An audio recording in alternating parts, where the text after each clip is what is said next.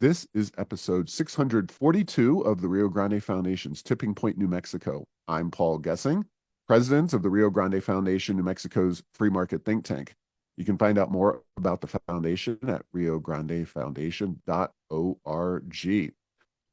I am pleased to be joined by Duncan Scott.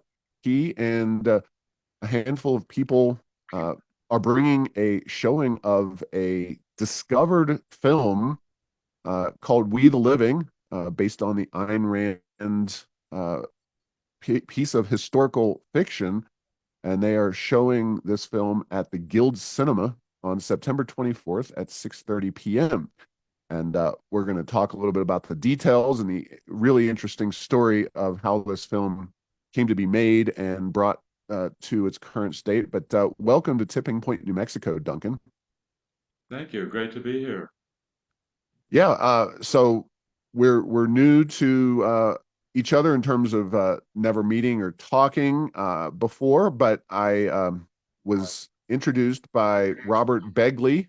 He's one of the associate producers, I guess, of the kind of film as it stands now. But we're talking about an old film, and it's got a fascinating history because it's an Italian film based on Ayn Rand's We the Living.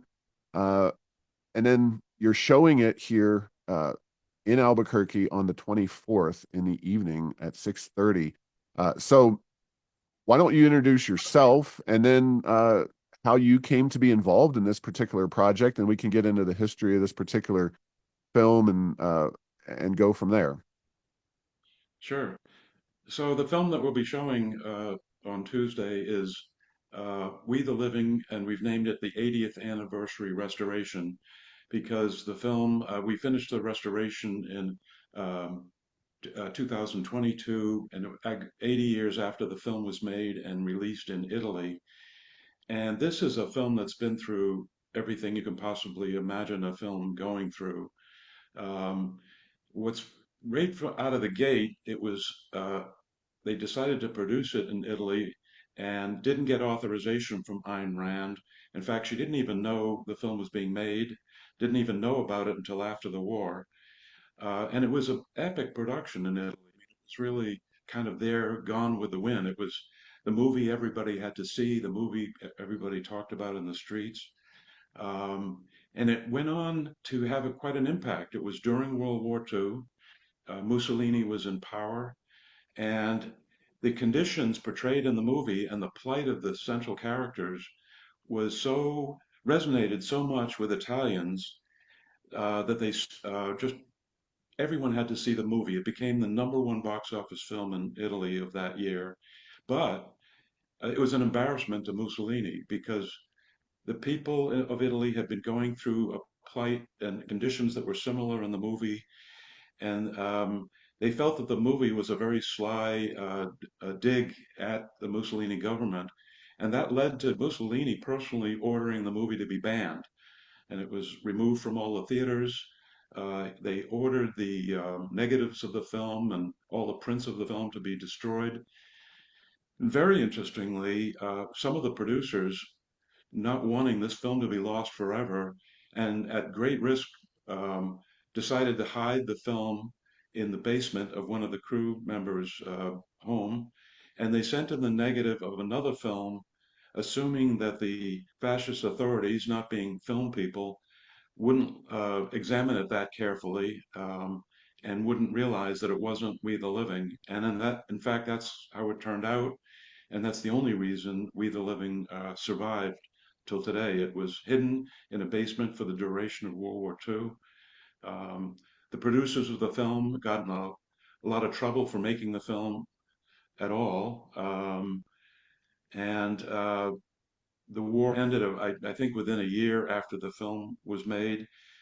Um, and then the studio went out of business, and all their films got sold off or went into archives or whatever, and everyone lost track of this film. And for decades, nobody knew where it was. And that's where the gentleman who's going to be at the screening on the 24th, he and his wife in the late 60s, so we're going way back now, they decided to go look for this film. They heard that it had been made and they decided we got to see if it still exists. And Ayn Rand warned them that she didn't think the film existed anymore. And they said, that's okay. We'd like to try to find it. And they spent over 2 years. I mean, this is before the internet and, inexpensive ways to research things. And they had to travel to Italy multiple times and they eventually found it. And so nearly 30 years after it was made, they found and bought the negatives, brought it back to America. And mind you, the film had never been released with authorization. There had never been a release of the film with literary rights. But Ayn Rand agreed that, um, with the exception of some propaganda dialogue that had been inserted into the film, that if that could be removed, she would authorize the film to be released. And that's where I entered the picture because I was an assistant film editor at that time, and I just really was motivated to. I had heard about the film being discovered, and I was motivated to work on it. And I wrote Hank Holzer and Erica Holzer, the two people that discovered the film, told them that I was just eager and passionate about working on it. One thing led to another, and I did work on it, and we did remove the objectionable propaganda dialogue, which in some cases was pretty tricky to do and still keep the movie intact. And we spent quite a few years working on it. Pretty much my whole adult life, I have been taking care of this film in one form or the other. And the film, without being restored, was released in the early 90s in America, had its American premiere at the Telluride Film Festival. And then it was on home video and so forth. But we decided with the 80th anniversary of the production coming up, with all kinds of new software and technology to restore the film, we decided to give it a top to bottom restoration.